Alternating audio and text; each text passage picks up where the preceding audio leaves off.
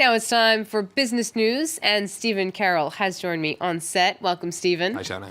Starting in the United States, where Donald Trump has taken aim at the department store Nordstrom. The US president tweeted about the retail chain's decision to drop a line of clothing designed by his daughter, Ivanka. He said that he had been treated so unfairly by Nordstrom in this decision. The company says it was down to poor sales of the Ivanka Trump line. The tweet, has led to a barrage of criticism that the president's intervention in what is a business decision was unethical. Came up in the White House press briefing too. Let's listen to Press Secretary Sean Spicer.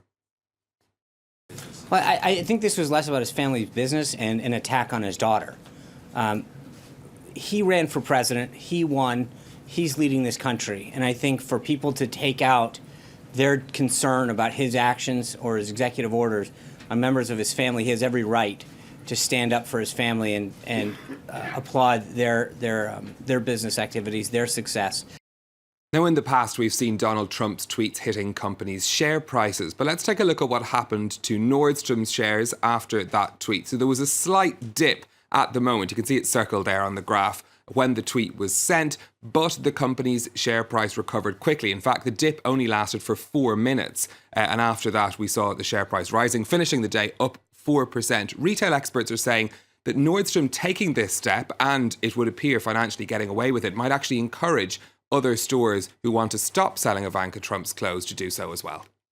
Meanwhile, the president was congratulating Intel for investing in the United States. The chip maker is to create 3,000 jobs in Arizona with a $7 billion new factory. Intel's CEO made the announcement with Donald Trump at the White House, saying it was a sign of support for his policies on tax and regulation. Delano D'Souza has more. You've never seen so much paper on a president's desk. It's the kind of announcement the US president loves to participate in.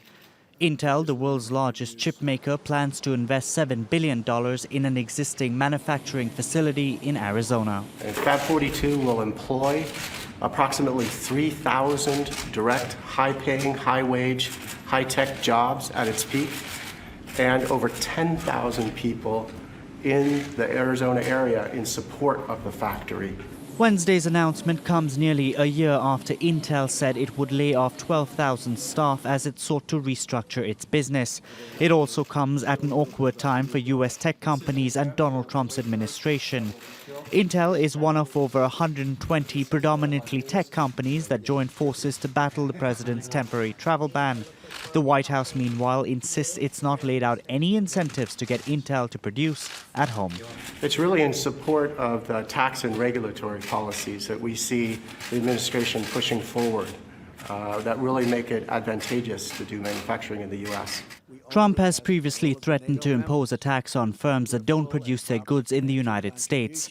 And news of Intel's U.S. investment comes as a host of other companies, including Foxconn, Toyota and Samsung, announced similar moves.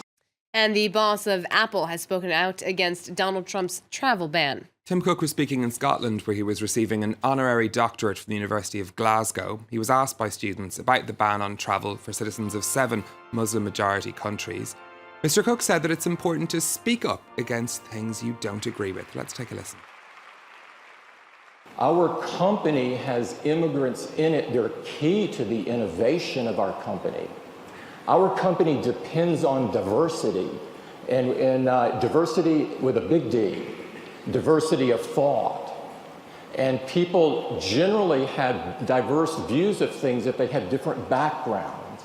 It's the beauty, it's the tapestry of getting people with all different backgrounds and all different point of views that are able to create the best products. That's Tim Cook speaking there in Glasgow. Check on the markets for you next. In a mixed picture in Asia today, we had seen the Nasdaq on Wall Street finish at a record high in trading on Wednesday. This is the picture in Asia. The Nikkei in Tokyo down by 0.5%, but gains across Shanghai, Hong Kong and on the Kospi in Seoul.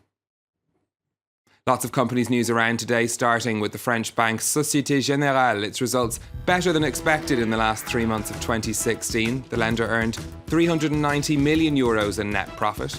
Like many European banks, SocGen has been suffering from reduced profitability because of low interest rates. It's announced it's closing another 100 branches in France this year. Advertising giant Publicis reported a net loss of €527 million for last year because of issues at its digital agency Razorfish. Revenues for 2016 increased by 1.4% to just under 10 billion. This is the last set of results for CEO Maurice Lévy, who's stepping down from his job in June.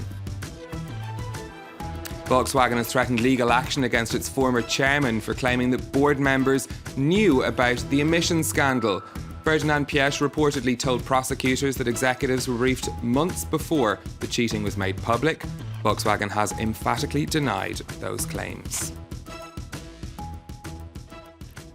And here in France, the number of small businesses making handmade goods has doubled in the past decade. It's a sign that consumer habits are changing as people move away from mass-produced items in favour of artisanal ones, the trend offering new opportunities for those who want to work independently and do something creative. Fanny Allard and Chris Moore have this report. Modern furniture crafted from wood. It's been Olivier's livelihood and passion for the past 6 months, since he gave up life as a sales rep. I just wanted to do something I liked.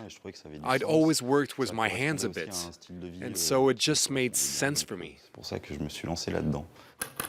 Authenticity is key, and that means using traditional tools. You can tell straight away whether something's been made by hand or by machine. If it's handmade, it has more soul. The imperfections are part of the charm. Paris authorities have done their bit to help. This incubator in the east of the capital offers young people workshop space at the lowest rents possible. In France, we have great know-how, but very few small businesses. So this is the kind of thing we should have confidence in for the future.